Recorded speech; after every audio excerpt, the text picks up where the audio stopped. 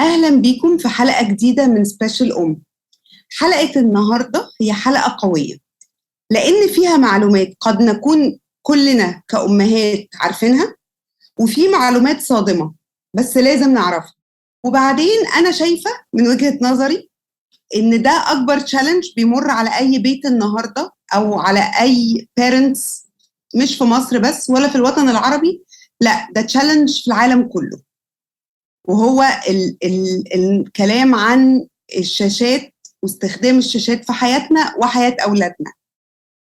معايا النهاردة دكتورة هبة فوزي، هي صديقة وزميلة وبعتز بمعرفتها جدا. دكتورة هبة فوزي مستشارة تربوية ومدربة أهالي معتمدة من The Parent Coach Institute PCI، حاصلة على شهادة في الطب النفسي الإيجابي من جامعة سيدني وشهادة معتمدة في العلاج الفكري السلوكي. هي صيدلانية وعندها خبرة في مجال التدريس والإدارة في القطاع التعليم الجامعي والأساسي من سنة 99، ومن 2016 تفرغت تماما للتوجيه الأسري ودعم الأهالي في مواجهة تحدياتهم التربوية والحياتية من خلال التدريب الفردي والجماعي. هبة من 2020 عملت أحلى بودكاست في نظري أنا في البيرنتنج، Living with Flavor. هحط لكم طبعا في الشو نوتس اللينك بتاعتها والويب سايت بتاعتها Parenting with Flavor. أهلا هبة. حبيبتي يا مي، أهلا بيكي حبيبتي وميرسي على المقدمة الجميلة. ويعني يا رب إن شاء الله نبقى خفاف النهاردة على الأودينس اللي سامعيننا كلهم ونفيدهم وكلنا نستفيد مع بعض. بالظبط لأن هو تشالنج بيمر بينا كلنا، مفيش حد هيسلم منه خالص، وهنضعف ومش هنبقى عارفين الصح ومش عارفين نطبقه في أوقات كتير، بس لازم نعرف الحقيقة، ولازم نبقى عارفين البنش ماركس والدنيا بتقول ايه، واحنا بعاد قد ايه في كل يوم من ايامنا يعني. بالظبط يعني زي ما انتي قلتي هو على العالم كله كمان، مش احنا بس، ولكن الوعي برضو بادئ في العالم كله، فاحنا لازم نلحق ركب الوعي زي ما بيقولوا كده باللغة العربية، زي ما جرينا ورا التحدي بكل ما فيه من مميزات وعيوب واستغلينا التكنولوجيا ودخلنا في العالم ده، يبقى واجبنا ان احنا برضو ندخل في ركب الوعي والعلم. بالظبط. طب هبة، عايزة أبدأ كلامي معاكي النهاردة علشان أنا عارفة إن this is your passion والقضية اللي أنت يعني متبنياها. ايه الليتست statistics بالنسبه للسكرين كونسامشن؟ يعني الارقام بتقول ايه بالنسبه لاستخدامنا للشاشات on daily basis؟ تمام. طبعا هو حاجه احنا كلنا شايفين التاثير يعني، وانا في تصوري وانا عارفه ان انت هتتفقي معايا ان الارقام اللي هنقولها مع انها برضو كبيره ولكن بعيده عن الواقع. فالإحصائيات المعتمدة علشان نبقى بنتكلم برضو ساينس، لأن احنا عارفين ان البحث على مؤشرات البحث قد يكون فيها بعض الحاجات تظهر لك وهي ليست بنفس الصحة يعني. فالحاجات اللي احنا بنعتمد عليها في الإحصائيات بتاعتها بتقول لك ان احنا الأطفال اوكي قبل البانديميك كانوا بيتفرجوا على الشاشات من 4 ل6 ساعات في اليوم، عشان نبقى متفقين اللي هي المراحل العمريه اللي بنسميها طفوله، اوكي، اللي هي اقل من 8 سنين، اللي المفروض احنا برضو عارفين المفروض ما تتفرجش اكتر من نص ساعه لساعه في اليوم. فدول كانوا قبل البانديميك، قبل اللوك داون وقبل الكورونا والكلام ده، كان من 4 ل6 ساعات. بعد الكورونا بقينا 6 بلس، وحطي بقى خطوط تحت بلس دي زي ما انت عايزه، اكتر من 6 ساعات في اليوم شاشات.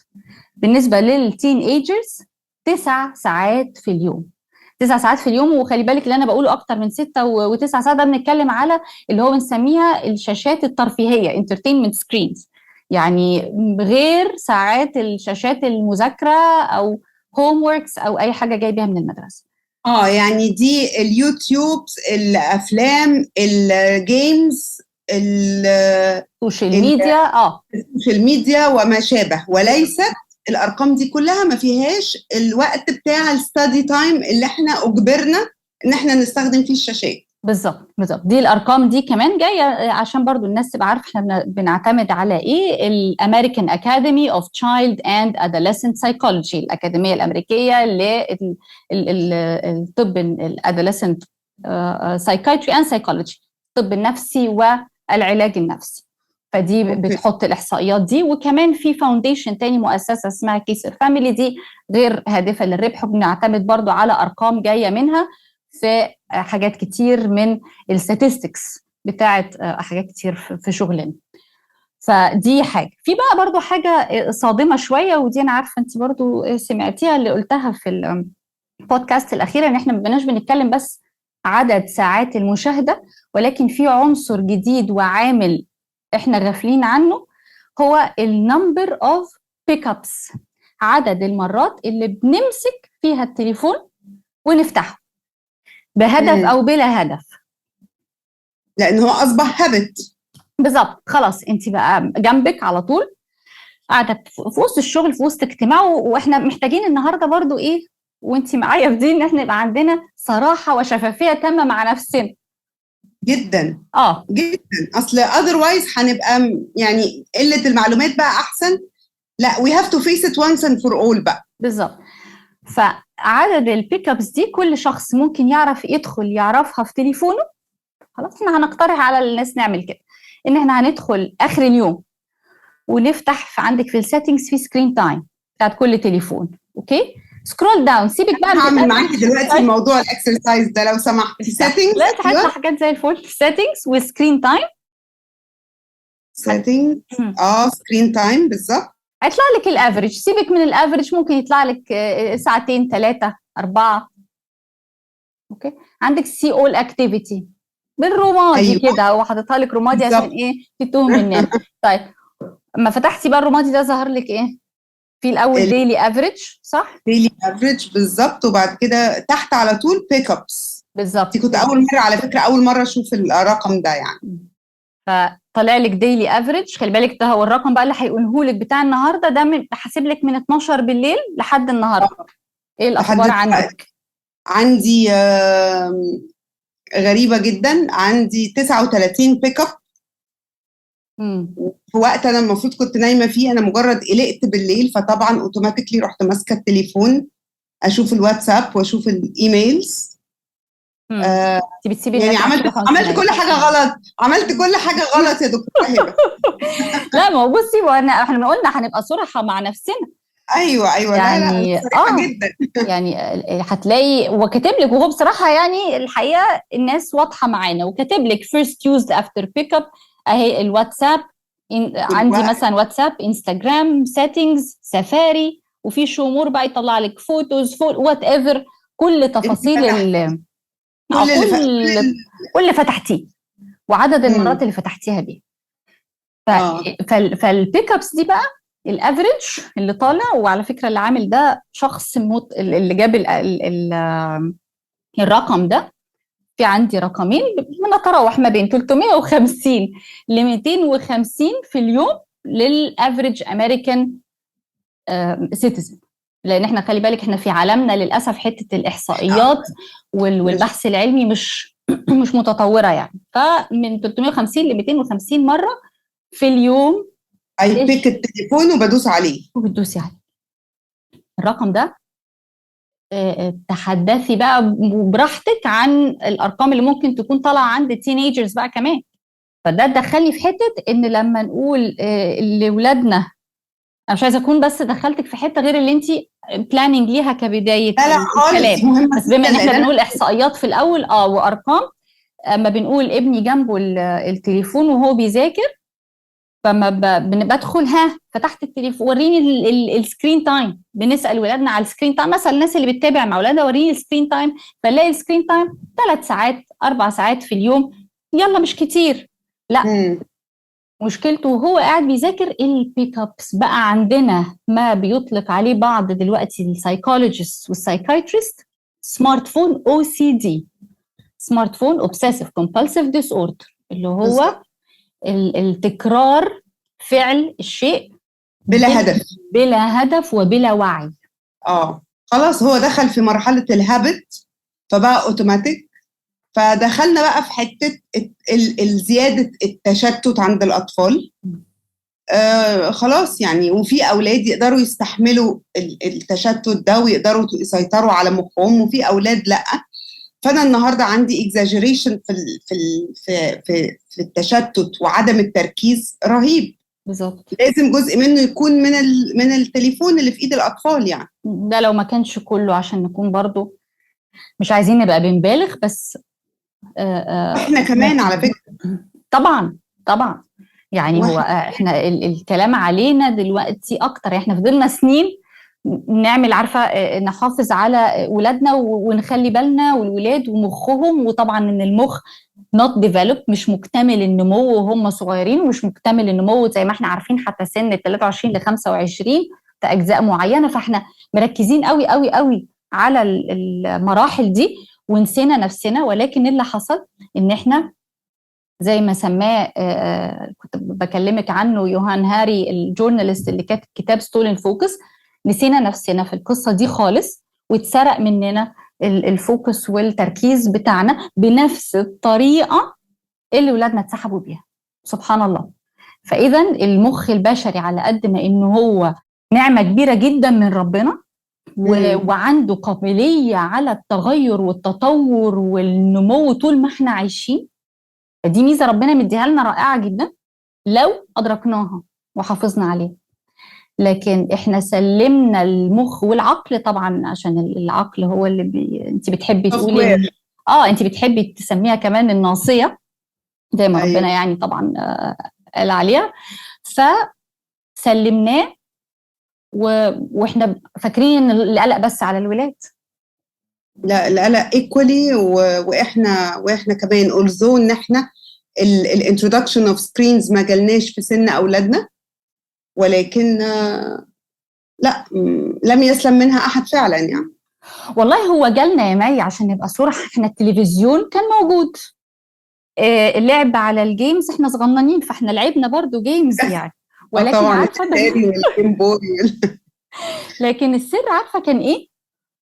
كنت حتى قلتها في البودكاست بتاعت الجيمنج، كلمة جيم اوفر، والتلفزيون اللي بيقفل الساعة 12 والخطوط الملونة اللي كانت بتطلع دي، وبعد كده الوش فبالتالي انت كان في حدود، كان في ليميتس لكل حاجة. لكن انت دلوقتي انت 24 ساعة كل الحاجات دي اكسسبل بسهولة جدا. فده اللي عامل المشكلة الأساسية. ما بقى الجيمنج احنا ما كنا بنلعبه، حتى ولادي يعني أنا، ما هو ولادي ما كان عندهم بلاي ستيشن على فكرة وهم صغيرين. كان عندنا البلاي ستيشن وبيلعبوا، بس كانت وبالسي ديز، فكان في حاجة اسمها جيم اوفر. مامي هنلعب الجيم ده، طب جيم كمان. الجيم كان 5 minutes. ماتش الكورة على البلاي ستيشن كان 5 minutes. لما يقولوا لي هنلعب ماتش اقول لهم ماتش يعني 45 دقيقة بالله هو 5 دقايق على البلاي ستيشن. فكلمة جيم اوفر كانت بالنسبة لك خط النهاية وخلاص. دلوقتي ما فيش. انت لما السي او بتاع احدى اشهر منصات المشاهدة في احد الانترفيوز يقول لك احنا مش بننافس منصات اخرى، احنا بننافس النوم. ودي بقى النقطة المهمة قوي اللي انا جاية اتكلم فيها. الكلمة دي يعني استفزتني وجننتني بصراحة لما اتقالت، ولكن دي حقيقة. بس فهي حتة يعني ردا بس على ما بتقولي احنا ما كانش فينا، كان فيه، ولكن كل حاجة كان لها حدود. كنا بنخرج وبنلعب وفي حياتنا مليانة وفي سكرينز، في شاشات، في تلفزيون، في فيديو، في حاجات كتير، ولكن كلها لها نهاية. النهاردة فعلا تعالي بقى نتكلم على اللي انا شايفاه من اخطر التأثيرات للسكرينز، وهو البلو لايت اللي طالع من السكرينز. بيأثر على الباينيل جلاند اللي هي الغدة اللي في المخ، اللي بتأثر على البيتيوتري جلاند اللي هي الماستر جلاند بتاعت المخ، وتأثيرها على النوم. تعالي كلميني على، عشان الناس بطريقة مبسطة جدا، موضوع البلو لايت اللي طالع من الكاميرا من الشاشات على مخ أولادنا ومخنا، والكواليتي اوف سليب.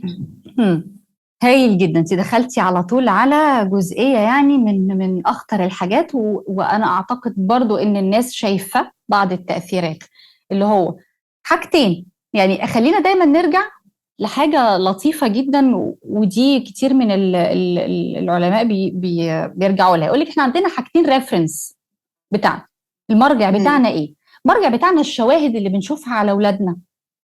شايفين ايه بيحصل حوالينا في الاطفال وفي المراهقين وفي نفسنا. بص على الشواهد دي اول حاجه. التاني حاجه المخ وتركيبه زي ما انت قلتي، والجلانز بتشتغل ازاي، والمخ محتاج ايه، وكل حته في المخ بتشتغل ازاي. فالبرين ساينس والنيورو ساينس مش هنعرف نتلاعب بيهم، والشواهد مش هنعرف نكذب عيوننا. فدايما الساينتست بياخدوا الشواهد دي ويدوروا وراها، ايه ده، هو ده عامل ايه، ونبدا ندج ديبر عشان الناس ما يبقاش عندنا حته الدينايل. لا ده ما بيحصلش. شوفي، هل الولاد بتصحى الصبح فريش ونايمين كويس وبنعرف نصحيهم للمدرسه كويس ولا عاملين ازاي؟ فقره قبل النوم بالليل عامله ازاي؟ صراع قبل النوم عامل ازاي؟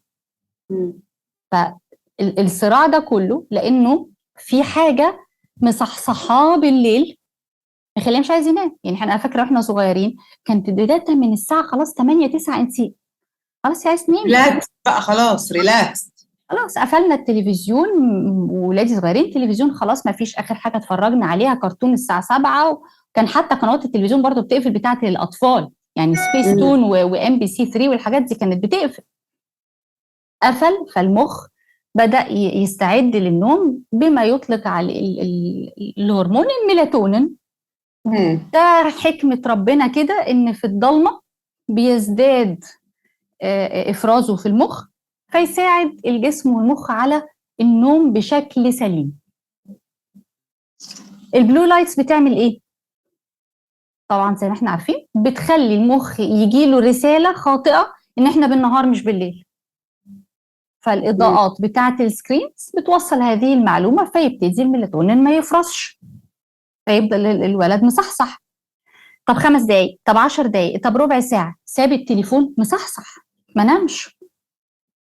ده حتى لو قفل ونام شكل نومه حصل فيه ديلي جوه المخ، هو مغمض ولكن نومه ليس شكل النوم الصحيح اللي هي السليب سايكل الصحيحة، شكلها في الدماغ مختلف. فحتى الأطفال اللي بنخليهم، انت خلي بالك برضو انت في الصيف، لا ما هو نام 9 ساعات، نامهم من امتى لامتى وشكلهم كان عامل ازاي وهو نايم، الكواليتي بتاعتهم عامله ازاي، لان ممكن يكون جسمه نايم بس مخه مش نايم. بالظبط كده، the brain is on fire بيسموها. فلما عملوا سكاننج للمخ وقت النوم مش نايم، الويف ما طلعتش مظبوطه بتاعه الثيتا والبيتا هي الراحه. بالظبط كده، شكلها ليس طبيعي. فصاحي الصبح منهك، بتلاقي نفسك صاحيه الصبح منهكه على طول. احنا صاحيين منهكين ليه؟ لان احنا انهكنا سندروم. بالظبط. لكن احنا اكشولي اللي عندنا ديستراكشن سيندروم اللي خدناها معانا للنوم، فوي ديستراكتد ووترنا النوم معانا بالبلو لايت اللي احنا عاملين. ومش بس بلو لايت، عشان خلي بالك في تلاعب دلوقتي لطيف جدا. ما هو خلي بالك الساينتستس المهندسين والعلماء اللي شغالين ورا الابداع التكنولوجي مش هيتوقفوا. فبيقول لك دلوقتي في فلترز، تليفونات نازله بالفلترز، والنظارات اللي بتحجب البلو لايت. طيب انا هكلمك على حاجه تانية بقى، مش بس البلو لايت. وخلينا فاكرين بقى، عايزين نرجع لحته البلو لايت بما ان انت قلتيها، والميلاتونين، عشان الريسيرش اللي كنا بنتكلم فيه انا وانت من يومين. ده لازم. فانا هدخل لحته الفلترز دي عشان الردود، لان الناس ممكن يبقى عندها تساؤلات ان لا، طب ما انا اولادي انا جايبه لهم للشاشات البلو لايت سكرين فلتر، والولاد في ناس معاها الكندل ده بيقرا على الكندل. فانا هتكلم على نقطه تانية، فكره السكرولينج اللي من فوق لتحت. لما بتعملي سكرولينج كده اللي هي الفاست بيست سكرينز، او اللي انت بتتفرجي على حاجه بتتغير بسرعه، الشاشه بتتغير بسرعه. فالموضوع مش بس موضوع اللايت، لا، موضوع الكونتنت، المحتوى اللي على الشاشه بيعمل ايه في المخ. تمام. فلو اتكلمنا على الناصيه، اللي هي العقل الراشد. العقل بقى اللي هو البري فرونتال كورتكس، الجزء الامامي بتاع التفكير والتركيز والتحليل بقى وحل المشكلات وكل ده بيحتاج طبعا في الليل يبقى فيه حالة راحة يعني. ولكن الشاشات سريعة الحركة دي، وهي العلماء قالوا قدروها بأن سرعة تغير الصورة على الشاشة من كل 3 ل5 ثواني، بينما الجزء ده من المخ البري فرونتال كورتكس، الجزء المسؤول عن اللي بنسميها الاكزيكتيف فانكشنز او الوظائف التنفيذيه. انا بسميه الفرامل، يعني خلينا كده نقوله بالبلدي اللي هو الفرامل بتاعت الناس اللي عاقله كده. متعود على ان الصور بتتغير قدامه في الحياه الطبيعيه اللي ثلاثيه الابعاد اللي احنا عايشينها، الصوره بتتغير كل من 7 ل 9 ثواني. عشان يعمل ايه؟ عشان يشوف الحاله اللي احنا فيها ويحللها وياخد قرار ويفكر، يقوم باعماله عامه اللي ربنا خالقها علشان وعشان يعمل، اللي هي دي على فكره اللي ربنا فضل البني ادم بيها يعني. فمحتاج من 7 ده مانيوال المخ يعني بالظبط كده بتاعنا، اللي هو بيفرقنا عن الحيوانات واي حاجه تانية. فده متعود انه بيشتغل في صوره بتتغير حواليه كل 7 ل 9 ثواني. انا حطاه في كونتكست او محتوى بيتغير كل 3 ل 5 ثواني، من عن طريق السكرولينج او عن طريق الفيديو اللي انا فاكره ابني بيتسلى بيه شويه قبل ما يدخل ينام. فده كله بيحاول. متخيله كم الضغط والتحميل على المخ؟ بالظبط. فانت بقى قولي لي، يعني انا بقول لك دلوقتي ان ده هيعمل ايه؟ البري فرونتال كورتكس ده هيقف، هو مش هيكوب، هو مش هيهنج، مش هيجاري. يعني في كلام لك لا ما هو المخ بقى هيعرف يجاري السرعه دي ويشتغل. ابدا، اثبتت كل الدراسات العلميه ان هو في الحاله السرعه دي بيهنج ولا يتفاعل، فيقول واتس ان فور مي، انا هقف. فتقدري انت بقى تقولي لي في المقابل اللو والميد برين بيحصل لهم ايه من الفاست بيس ده اذا كان البري فرونتال كورتكس بيحصل له كده، فما بالك بقى the other parts. والبري فرونتال كورتكس لا يكتمل قبل 25 ل 26 سنه، والليتست نيورو ساينس كمان بيقول up to 30 و 32 years. وده بسبب السكرينز عشان نبقى عارفين. طب التاخير ده، تاخير النضج، له علاقه قويه جدا بالموضوع ده. خلاص، فدي حته. فانت بصي، انت دي عملنا اهو ده عنصرين اثروا على النوم. عنصر قلنا بتاع اللايت، جينا قلنا حطينا الفلتر، رجعنا قلنا انا انهكت الجزء الامامي من المخ. ده انا عملت حاجه كمان بقى تانية، اللور والميد برين بقى، الجزء في المخ اللي هو خلينا نسميه الايموشنال برين، المخ العاطفي، اللي هو بيتفاعل مع الحاجات الحياه اللي قدامه ويخلق مشاعر ويخلق احاسيس. اللي بيحصل ايه؟ ان انا عماله اديله طاقه، عماله اغير الصور حواليه. فانت حاطاه على منظومه او على شكل من الحياه كأن في على طول في عايش في اكشن، انه في خناقه. هو قاري ده انه تريجر اوكي للفايت اور فلايت. طبعا وانكزايتي في الاطفال يعني عمرها ما حصلت في العالم كله المعدلات الانكزايتي عند الاطفال بالارقام اللي احنا شايفينها دي. بالظبط. فانت كل ده شحنتيه بقى بطاقه، بانرجي. الانرجي دي الحاله الوحيده اللي عشان اعرف اطلعها، عارفه محتاجين نعمل ايه؟ نطلع نجري عشان نطلع دي. عشان الفله اللي داخله جوه الازازه دي اشيلها عشان يطلع دي. ونو وندر ان انا عندي كم اطفال طول النهار عمالين يتشخصوا ب ADHD طول النهار. الارقام قاعده بتزيد والليبلنج قاعد بيزيد واحنا مش حاطين في بالنا خالص ان ده ممكن يكون فاكتور اصلا، وقاعدين ندي الولاد ادويه. يعني انت قاعده بتصحيهم طول الليل وقاعده بتكبتيهم طول النهار. بالظبط. يعني خليني اشارك معاكي كده برضو ريسيرش نشر في الجورنال اوف اتنشن ديس اوردر. دراسه بدات من سنه 93 شارك فيها 2300 فرد. اوكي، فهي الدراسه دي اتعملت على مدار 20 سنه من 93 من 1993. اتعملت على كانوا في سن ال 11 ل 15 سنه الاشخاص، يعني كانوا اطفال، وما كانش عندهم أي أعراض ADHD، كانوا أطفال عاديين جدا، تركيزهم جيد وأرقامهم دراساتهم يعني مذاكرتهم وكل حاجة، كل حاجة زي الفل. وتابعوهم على مدار السنين. بعد 20 سنة بقى أدلتس بقى خلاص دلوقتي، ظهرت عليهم أعراض ADHD. طبعا لان احنا برضو في زياده في اعداد الادلت ADHD بطريقه رهيبه، مأثره على الكواليتي اوف لايف اوف بيبل اللي مش عارفين يشتغلوا ومش عارفين يتحملوا مسؤوليه بيت واسره لما يتجوزوا. ما هي جزء منها المخ مش عارف تكوب مع كل المتغيرات اللي بتحصل له. بالظبط. فدي طبعا دي بالنسبه لي برضو من اخطر الحاجات. هي دي الاكزيكتيف فانكشن، المدير العام اللي قاعد جوه ده بالظبط ملخبط، هو ذات نفسه ملخبط، فهيلخبط العيشه اوتوماتيكلي.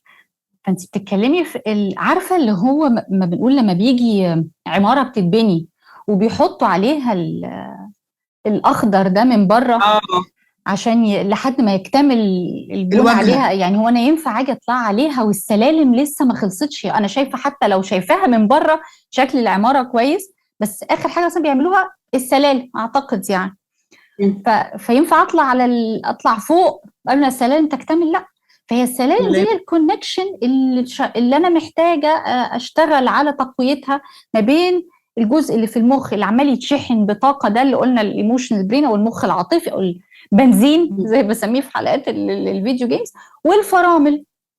الكونكشن دي مهمه جدا جدا، انا عماله بأنهك فيها فهي مش موجوده. يعني انا عايزه الجزء اللي قدام، يا عم والنبي ده انا ورا عندي طاقه مشحونه، يعني اعمل حاجه خلي الطفل ده طيب ما يبقاش عصبي قوي كده وهو قايم من قدام السكرين، ما يبقاش عنده الطاقه الكتير وعايز يجري، ولو عديت قدامه وهو بيلعب فيديو جيمز الدنيا تقوم وما تقعدش. هو ليه مش عارف يسيطر على نفسه؟ ليه مش عارف يسيطر على نفسه؟ احنا قلنا الجزء اللي قدام واقف لان الشاشه اللي قدامه بسرعه شغاله، اللي ورا عمال يشحن طاقه، الكونكشن مش شغال، مش موجود، الوصله محروقه. بالظبط بالظبط. الموضوع له ابعاد اكتر مما نتخيل ومخاطر اكتر مما نتصور، ولسه كل يوم الريسيرش والعلم بيطلع what's new and what's coming، ولسه ايه ما شفناهوش. بس لا يمكن ان احنا نغفل بعد ما اتكلمنا بقى عن النوم، التأثير على الهرمونز، ويجي البيوبرتي. النهارده بنشوف بنات 8 سنين و9 سنين وصلوا لمرحلة البيوبرتي، والولاد برضو من 15 سنة النهارده بنتكلم في 12. فايه القصة بتاعت الريسيرش؟ لان انتي اكتر واحدة صراحة انا استفدت منها في الحتة دي، لان انا صراحة ما كنتش لاقية justification للإيرلي بيوبرتي، بس لقيتها. وبعد بقى ما تقولي لنا بتحصل ليه المخاطر الإيرلي بيوبرتي، بس نبدأ الأول ليه في إيرلي بيوبرتي في البنات والولاد وورلد وايد؟ طيب، هي العلماء بيتكلموا فيها من زمان على ان السبب الرئيسي هو ان النوم متأخر. ايه العلاقة بين النوم متأخر بالبيوبرتي؟ احنا لسه متكلمين على الميلاتونين، فهرمون الميلاتونين بتاع النوم اللي محتاجينه بكميات معينة في الجسم عشان النوم. الميلاتونين خلقت ربنا كده في مرحلة البري بيوبرتي اللي هي قبل البلوغ، بيكون في الجسم فيه بنسب أعلى من وقت البيوبرتي. يعني أنا قبل البيوبرتي الميلاتونين عالي، مع استعداد الجسم للبيوبرتي يبتدي كم الميلاتونين يوطى عشان الجسم خلاص جاهز، فيبتدي يدخل الجسم في البيوبرتي. تمام؟ طيب احنا عاملين ايه في البري بيوبرتي في مرحله ما قبل البلوغ؟ عاملين ايه للميلاتونين؟ احنا لسه قايلين بالسكرينز وبالسهر منزلينه لتحت، مقللين كميته، فوصلنا رساله للمخ ان الجسم ايه؟ جاهز للبلوغ. خلاص انا بقلل الميلاتونين، الجسم جاهز. تبتدي تبصي علامات على البنات عند سن 8 سنين و9 سنين زي ما انت قلتي، اللي هو المفروض تبتدي تظهري عند سن 11 سنه. It is as simple as that. كانوا بيتكلموا زي ما بقول لك من عده سنين انها ريليتد للسهر، ولكن في احدث دراسه نشرت في يعني خليني هقول حتى الاسم على طول كله بالانجلش وبعدين نترجمه للناس. ال 60th Annual European Society Meeting for بيدياتريك اندوكراينولوجي. اوكي، الاجتماع رقم 60 للمجتمع الأوروبي لأطباء الغدد الصماء. ايه الدراسة؟ اتعملت الدراسة على الفئران التجارب، واحنا عارفين ان الفئران التجارب اكتر اقرب حاجة للبني ادمين. فالدراسة حطت الفئران الفيميلز اندر البلو لايت بنفس الشكل اللي بيتحط فيه البنات، ومجموعة تانية اواي من ده اكتشفوا ان كل الفئران اللي تعرضت للبلو لايت حصل فيها signs of puberty وحصل لها بلوغ قبل المجموعات التانية. فده أكد لنا كل البحث اللي كان بيحصل من سنين وبندور ده جاي منين. عايزة أقول لك إن أنا كنت صراحة يعني لما صادفت وشفت الموضوع ده حسيت إنه قد يكون التعرض لحاجات إباحية، وإن ما كانش مقصود إن أنا الطفل يفتح يعني ويب سايت مخصوصة، بس من كتر ما إن حتى الأوردينري تي في بقى في لقطات إباحية، قلت هو ده اللي وقد يكون برضو في أهالي كتير كانوا زيي في الحتة دي، إن هو ده اللي induced the early puberty. بس طلعت لا بريئة. بالظبط، يعني فاكرة ما قلتي كده قلت لك والله يعني ظلمناهم، ولكن ده نقطة مهمة قوي اللي انت كنت فيها دي عايزة لها لازم يتفتح. الموضوع ده لازم هنفتحه طبعا طبعا هنتكلم فيه. دي عايزة حلقة طويلة جدا يعني ممكن ندي فكرة عنه برضو ضروري يعني، لكن الحتة اللي احنا بنتكلم فيها الحقيقة ان الموضوع طلع ابسط. يعني حتى لو هو بيتفرج على الكرتون المفضل عنده وهي بتتفرج على الكرتون وانا قاعدة جنبها وبنتفرج بقى على 4-5 حلقات، ما انت خلي بالك انت مشكلة الاكسسيف فيوينج، فانت عندك مشكلة فظيعة في الاكسسيف فيوينج دلوقتي يا مي. انت مفيش حاجة اسمها المسلسل حلقة وخلصت وهنستنى الحلقة الجاية بكرة. ده الافريج فيوينج للتين ايجرز في الحلقات اللي بيتفرجوا عليها على المنصات المختلفة. على فكرة في دلوقتي منافسات، انا خلصت كذا وانت خلصتي كذا، في منافسة في ده، فبنسميها انا امبارح ما قمتش غير لما خلصت 10 حلقات بالظبط كده. الافريج 6 episodes في القعدة. يا الله، اضربي بقى في 45 دقيقة او 40، قولي 30. انت بتتكلمي في رقم، يعني رقم من عمرنا اصلا. بالظبط، وبتخلص الحلقه وانت يرهقت بقى، ازاي احنا بنسميها ورهقت، احنا مسوكين كده يعني مش عارفه بيسموه ايه، ممسوكه في الشاشه. لان انا ما تحاوليش تخلي لها كلمه حلوه، وكاننا مربوطين في ساقيه. مربوطين؟ انت عارفه ان الساقيه احسن، لان الساقيه فيها حركه، لكن احنا مربوطين في كرسي. مربوطين في الكنبه وفي الكرسي، فما فيش حركه، والاورجنز نايمه والبرين اون فاير، بس معادله للانهيار التام. وبعدين خلي بالك بقى، انت لما بتيجي تتفرجي بيحصل لك ايه؟ انت قبل ما الحلقه بتخلص بيحط لك كده تايمر ان الحلقه الجايه هتبتدي in 5 seconds 4 seconds، اللي هو بالظبط، بصي الدراسه بقى هو بالظبط الوقت اللي انت ممكن تعرفي تفصلي فيه لو قررتي تفصلي. هو ما بيديكيش مساحه انك تفكري، والبري فرونتال كورتكس او مخك بقى الفرامل، خلينا نقول فرامل وبنزين عشان يبقى سهل، ان الفرامل تعمل سيطره وتقرر اني هقوم. فانت بتلاقينا احنا يا كبار مش هنضحك على نفسنا، مسلسل انت انجيجد فيه حلقه ورا الثانيه ورا الثالثه، ايه ده؟ حصل. واحنا ممكن برضو هرجع اقول احنا يعني انا عارفه ان انت بتحبي تختمي بدي، ولكن كل شويه خلينا نفكر الناس عشان الناس ما تزهقش مننا وتكمل تسمعنا للاخر.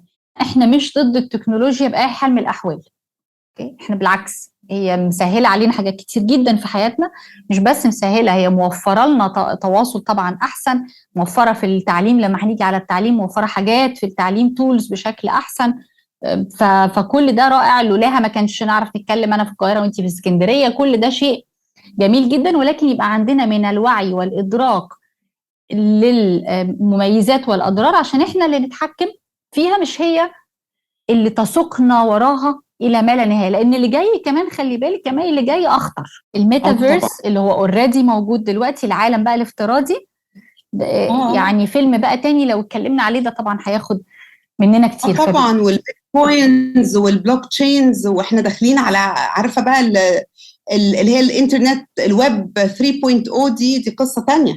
يعني خلاص بقى دلوقتي في الافاتارز والناس بتشتري اراضي على فكره في الميتافيرس، اراضي ومحلات والكلام ده كله، والولاد داخلين في ده عشان نبقى عارفين واحنا مش واخدين بالنا. هو انت من ضمن احنا مش عارفين، هم اللي عارفين. طبعا هم عارفين اكتر مننا بكتير طبعا.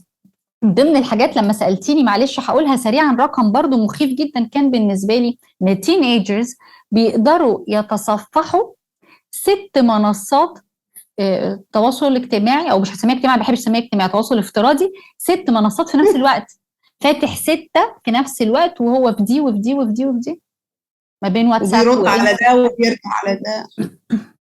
6 هم على فكره، بس علشان let's face it، ان في ساعات اهالي بتبقى فرحانه قوي ان اولادهم they are so smart، ودي علامه السمارتنس من وجهه نظرهم. فليتس اجري طبعا ولادكم سمارت وعلى عيننا وعلى راسنا، بس this is not the kind of smart اللي انت تبقى فرحان بيه، لانه eventually هيضره في اللونج ران، وهيضر استهلاك المخ بدري بالظبط. يعني ينهك زي ما قلتي، انهك ودلوقتي على طول. وبرده وطبعا هنلاقي ده مأثر على الانجر والاجريشن عند الاطفال، وحالات الغضب الغير مبرره عند الاطفال، لان هم غصب عنهم هم مش عارفين يتحكموا في مخهم، ومش عارفين زي ما انت قلتي امتى ندوس فرامل، الفرامل بايظه ومعلقه، فهو بنزين بنزين بنزين، وهو مش عارف يفرمل نفسه، فهو غصب عنه بيتعرض لنوبات انجر واجريشن، وبنبدا نقول الولد مش متربي، وبنحطهم تحت ضغط، هم مش قادرين، المخ مش قادر يستحمل كل هذا الكم من الضغط عليه، فبينفجر. بالظبط، عم تخزني بالظبط. وفي امهات مثلا تقول لك ايه ده، انا مبسوطه قوي لان هو ابني اهو بيعرف يركز عشان هو قاعد في الشاشه. ده مش علامه تركيز. الشاشه كنا احنا ماسكين الشاشه طول النهار، دي مش علامه ان احنا our attention span is okay. احنا مجبرين، احنا يعني بيتم اجبار المخ على التركيز وليس طواعيه. بالظبط، احنا متحولين من تركيز الانتباه الى تشتيت الانتباه. فالولد وهو قاعد قدام الشاشه في حاله اللي بنسميها زوند اوت، هو عم بنلاقي عارفه علاماتها ان بقه نازل لتحت وعينيه مبرقه في الشاشه. بالظبط، هو ده اللي انت شايفاه. عشان كده بنقول بنرجع للمشاهدات، بصوا على شكل ولادكم وهم قاعدين على الشاشه عامل ازاي. طب بلاش وهو قاعد، لو انت زي ما انت قلتي قاعد ومركز ومبسوط.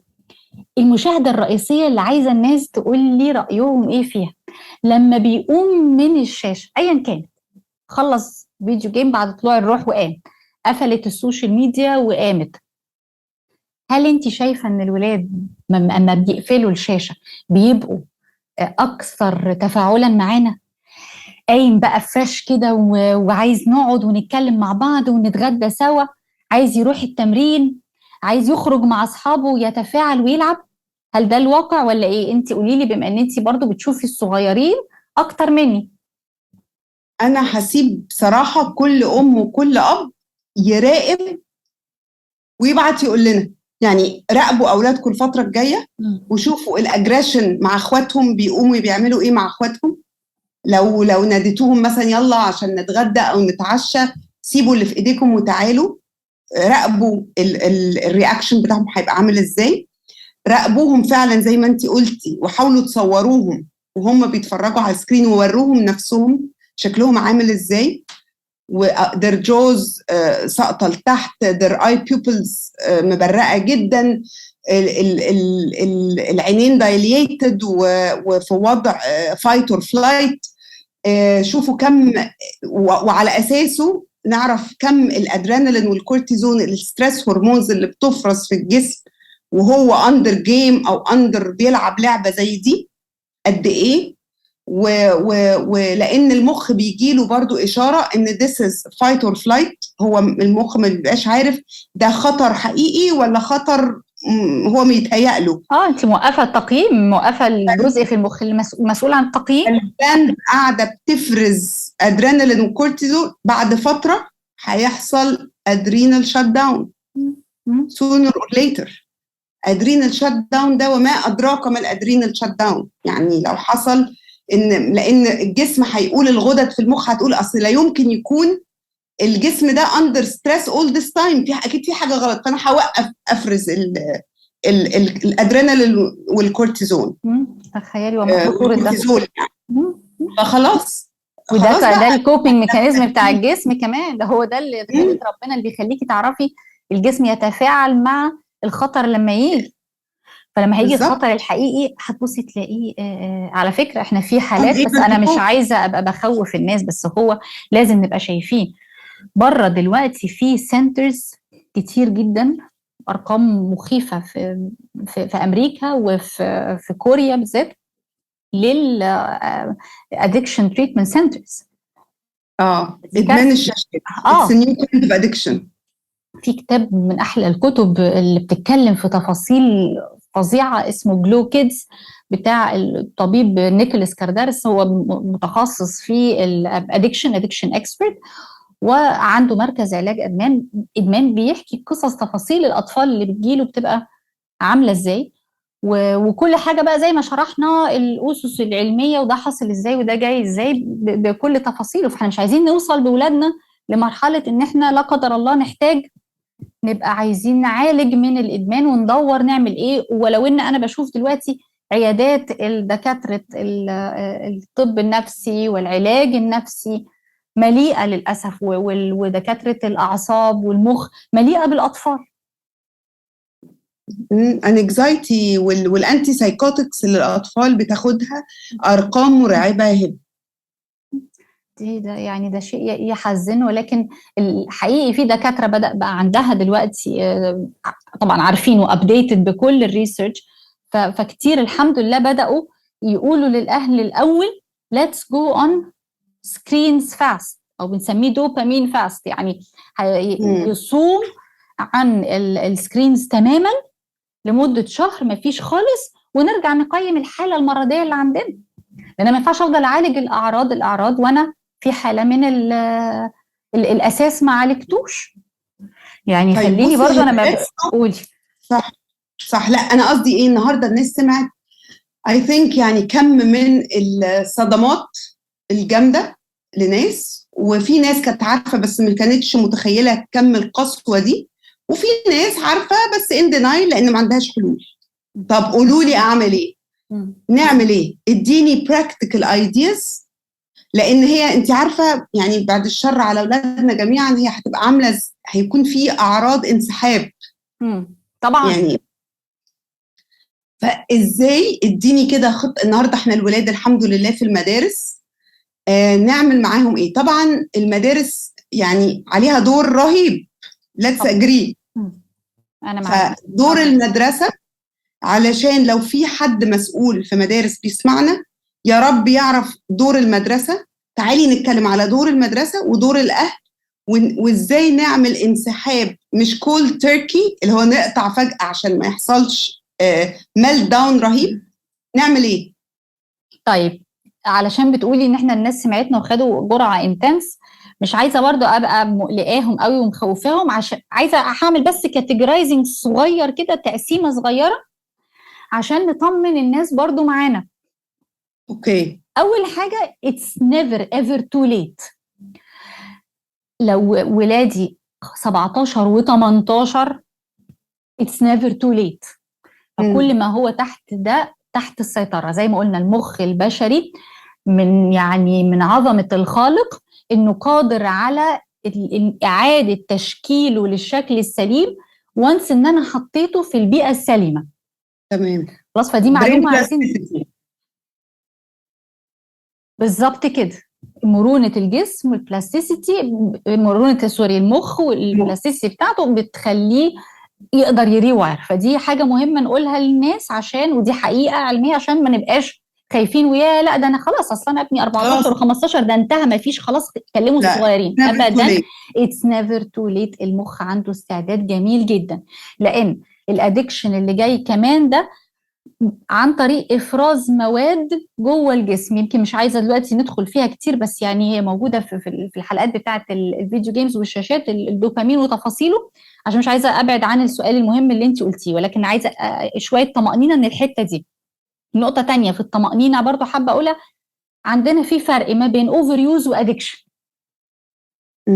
عشان برضو الناس تبقى مطمنه، ونسمي الاسماء مسمياتها.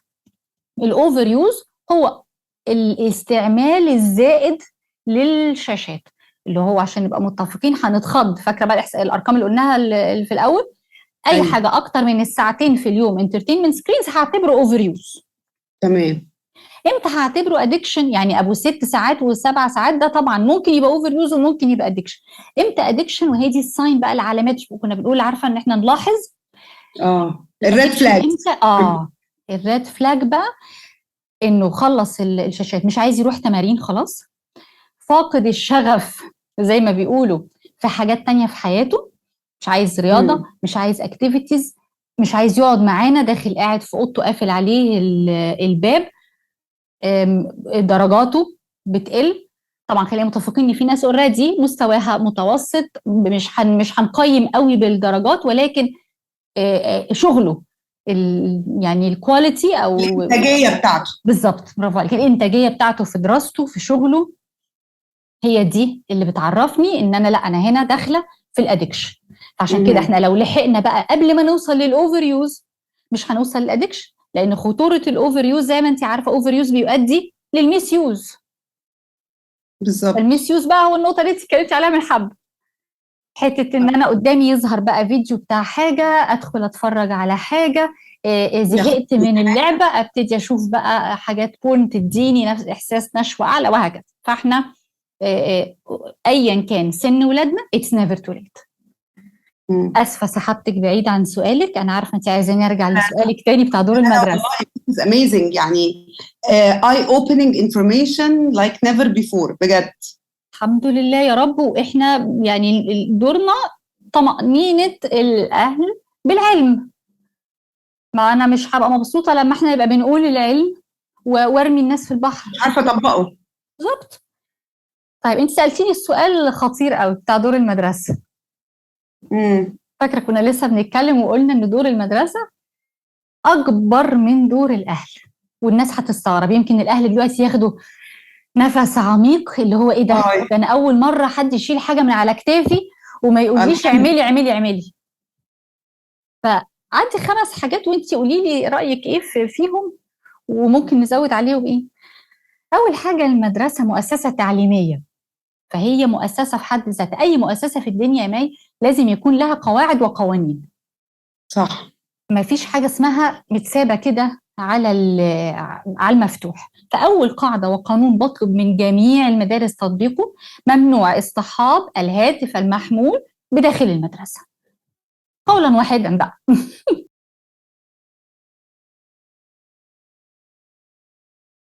وانس اند فور اول. ايوه والله انا قانون قرار بطلعه من المدرسه. انا فوجئت لما كنت بتكلم مع ناس في ادارات مدارس وناس في يعني بوزيشنز تنفيذيه واتخاذ قرار، فبقول لها ليه ما بنعملش هذا القرار ده؟ فيري سيمبل، ممنوع الهاتف المحمول في المدرسه. الرد كان مخيف بالنسبه لي. لا خايفين من الاهل، لا ده هياكلونا. عشان الولاد ما انا قصادها بقى حضرتك الاهل بتقول لك ايه وانت عارفه دي؟ يا ريت المدرسه تساعدنا، ويا ريت المدرسه تحط القرار والقانون، لان احنا مش قادرين على اولادنا. ما هو كل الولاد رايحين بالتليفون، اشمعنى احنا اولادنا اللي مش هيروحوا بالتليفون؟ صح. الكلام يجي من المؤسسه. بدأ مش عايز اقول لك عدد المدارس اللي بعتت السنه دي letters للاهالي في بدايه العام الدراسي، ومن السنه ده في امريكا السنه دي كتير جدا، وفي اوروبا طبعا كتير جدا سابقنا في ده، وقرار هو ما فيش كلام فيه مش بمزاجكم. والامارات عملت ده كمان، ممنوع وجود هاتف محمول مع اولادي مع الولاد. اللي هيبقى معاه تليفون هيبقى كونفسكيتد، هيتاخد منه تماما. طب هتقولي لي حاجه الاهالي بتقولها: لا ما هو انا ابني اصله بيروح لوحده، اصل النهارده هيروح عند صاحبه فانا عايزه اكلمه. حلو قوي، يبقى حضرتك هتجيبي له تليفون من اللي هو يتكلم ويقفل بدون انترنت ولا وسائل تواصل، وسائل No التواصل smartphone. الافتراضي. نو سمارت فونز. التليفون الصغير النوكيا بتاع زمان اللي كنا بنفرح بيه قوي ده، بتاع واحنا الو. كبار ادلتس على فكره، يعني فرحنا بيه واحنا كبار ما كناش صغيرين يعني. لو في ضروره هذا التليفون معاه، وهيتسلم لاداره المدرسه في دخول بدايه اليوم، هيستلموا على بوابه المدرسه. ده قرار يا ماي لازم يجي من المدرسه. صح، ساعدوا يا ريت الاهل يا ارجوكم. ريت. دي اول واحده وسهله، والكل will have to follow. لقيت بقى انا اولادي كان زمان على فكره بيروحوا كامب، مش زمان، هو كامب شغال لحد دلوقتي. كل سنه اسبوع مفيش تليفون. كان في ولاد بيرجعوهم من الاتوبيس بيرجعوهولك لقوا معاه تليفون، التليفون بيتاخد ويتقفل لو التليفون اتفتح وهو في الكامب. كانوا بيرجعوا بني ادمين الفكره ان هم طبيعيين. لا، والفكره ان هم كانوا بيتبسطوا جدا جدا. جدا. يعني بصي انا يعني الحمد لله ولادي في السن اللي كانوا بيروحوا فيه الكامب ما كانش فيه كم التعلق الفظيع، ولكن كان بيبقى فيه معاهم ولاد، ولكن بيروحوا بينبسطوا ويستمتعوا وينسوه تماما ويرجعوا بني ادمين طبيعيين. عارفه مش هقول لك يرجع بني ادم تاني، لا هو بيرجع طبيعي، اللي هو اللي انت عايزه تشوفيه في البيت. فدي اول قانون. تاني حاجة المدرسة، ما هي المدرسة هتستعمل تكنولوجيا، خلينا متفقين احنا لسنا ضد التكنولوجيا طبعا. تاني، فأنا عندي اللابتوبس أنا اللي موفراها كمدرسة للولاد في المكان. أو لو افترضنا إن أنت كمدرسة برضو موفرة عايزة الولاد يجيبوا الديفايسز بتاعتهم، لابتوبس بتاعتهم أو التابس أو وات ايفر في المدرسة. في دلوقتي طبعا كل الاي تي بيفهموا في الحاجات دي، انا ما بفهمش فيها قوي، بس موجوده ان انت تعرفي تتحكمي في الشبكه بتاعه المدرسه. ما الولاد داخلين على شبكه المدرسه، تتقفل كل السايتس ما عدا المنصه التعليميه اللي الولاد مستعملينها في الدراسه. انت عامله سيطره من الناحيه دي. تمام. ادي تاني دور من ادوار المدرسه. بالظبط. تالت حاجه التوعيه. لازم يكون في توعية من المدارس مع الأهل ومع الولاد. يعني نفتح الحوار مع الولاد، المدرسين والإداريين عندهم معلومات وعندهم علم واحنا هو بنوفره والكتب موجود فيها وكل حاجة. نعمل سيشنز للولاد نتكلم فيها معاهم وناخد آرائهم. كان في زميلة جميلة في الإمارات بنوتتها كانت بتعمل ريسيرش في المدرسة سن 9 سنين و10 سنين يا مي على السوشيال ميديا وتأثيرها على الولاد. وشي انترفيود مي وعايزه اعمل معاكي انترفيو، قاسمين الولاد مجموعتين، مجموعه مع ومجموعه ضد، ويتعمل ديبيت ودول جايبين ريسيرش. انت متخيله؟ هو ده احنا عايزين ولادنا يبقى عندهم اللي احنا بنقول عليه ميديا او ديجيتال ليترسي. هيجي منين لو ما كانش جاي من المدرسه؟ انت عارفه كمان كل ما هنتكلم او المدرسين او حد الولاد بيثقوا فيه، عارفه وكانك بتعملي ري بروجرامينج للسبكونشس. برافو عليك طبعا. وبتدخليهم معاكي بقى في القصه، هم انفولفد. الولاد عملوا ريسيرش وجابوا المعلومات ووقفوا اتكلموا وعملوا برزنتيشنز، فهم بارت اوف ذا تشينج. ايوه. انا ما فرضتوش عليهم، ده انا خليتهم بارت اوف ذا تشينج. ومع ده انا بعلمهم كمان، ودي حاجه انا اولادي كانوا بيتعلموها في المدرسه، ان يعرف السايتس وهو بيفتح ايه السايت الريلايبل وايه اللي مش ريلايبل، ايه اللي لما الاقي معلومه. ما انت دلوقتي خلي بالك التحكمات في الانترنت معروف كويس قوي مين اللي متحكم فيها، فانت مش بالزبط. كل معلومه على الانترنت صحيحه. فبيعلموا الولاد ايه السورس، او اقدر اعرف ازاي ان السورس ده يعتمد عليه ودي فعلا حاجه علميه تمت دراستها، ولا هي لان بيتحط لك حاجات في شكل علمي وهي كلام. فاكره ما وريتك على الموضوع البيوبرتي اللي في حد كاتب نو نو ات دازنت. فدي نقطة مهمة جدا، إدماج الولاد والتوعية، ونعمل للأهالي محاضرات ونتكلم مع الأهالي بحيث إن إحنا هي مسؤولية مجتمعية ووعي مجتمعي. ما ينفعش بيت ولا بيتين ولا الكلام ده، لما كل هنلاقي نفسنا وصلنا للي إحنا عايزينه إنه تايم. صح. آخر حاجة برضو هي ممكن تكون دمي تقيل فيها، بس أنا ملاحظاها الحقيقة ما عنديش تفسير ليها. يعني المدرسين، ودي يمكن المدرسين يعني أكون بريحهم شوية فيها. في دلوقتي ظاهرة إن المدرسين عندهم جروبس، واتساب جروبس مع الطلبة. ايا كان عمرهم. فالولاد بيبعت للتيتشر، بس ببعت للتيتشر اسالها على الهوم ورك، اصل ببعت اتاكد من مش عارفه علينا بكره كذا. هو ده ليه؟ انا ليه كتيتشر افيلبل لاولادي الطلبه بعد 8 ساعات الدراسه؟ مش عشان التول موجوده يبقى استعملها، انا عندي حياتي وعندي دنيتي. ما تدخلوش نفسكم في القصه دي يا جماعه، ارجوكم بلاش تواصل مع الولاد. والله ده عبء اضافي طبعا. وبعدين انت بتعملي عبء عليا انا في البيت كأم، لما انا عايزه ابني يبقى قافل خالص التليفون والسوشيال ميديا. لا اصل الميس ممكن تبعت حاجه، يبعت حاجه ليه؟ ما خلينا بقى نرجع لاستعمال التكنولوجيا. دلوقتي عندك بقى منصات كتيره قوي زي البورتال اللي هو التيمز، الوايت بورد، وات ايفر بقى ابلكيشن، جوجل كلاس روم، ايا كان الابلكيشن المدرسه عاملاه. المدرس بينزل حاجته في اول الاسبوع بمواعيدها بكل تفاصيلها، والعلاقه بيني وبين الطالب هي ده بس. والله عايز يبعت لي ايميل هرد عليه تاني يوم الصبح، مش المفروض ارد عليه وانا خارج مواعيد العمل بتاعتي او بكره لما يشوفني في المدرسه؟ ما انا بعلم الولاد ايه؟ ليميتس. بالظبط، يبقى في باوندريز وديسيبلين وباوند، واعلمه كمان ان هو عارفه بقى اللي احنا كنا بنقول عليه، احنا عايزين نشغل اتخاذ القرار والتفكير والحكمه وكل الكلام ده. هو انا ده هيحصل ازاي الا لما يتحط في مواقف كتير فيبتدي يعمل بروبلم سولفنج، احل المشكله.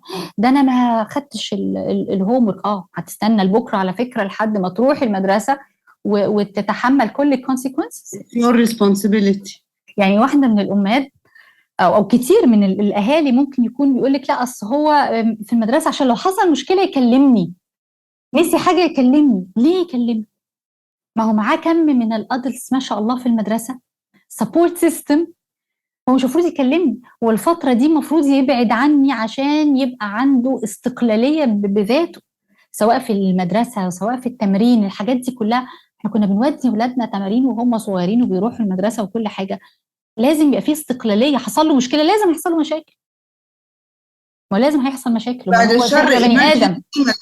هتعرف توصل لي يعني. طبعا عايزه اطمن على ابني، وعندي لسه قلق من حته ان احنا منعوا التليفونات فجاه بكره الصبح. والله اتصلي باداره المدرسه، واداره المدرسه هتكون متعاونه كفايه انها تطمنك على الولاد. قولي لي عايزه تضيفي ايه لادوار المدرسه؟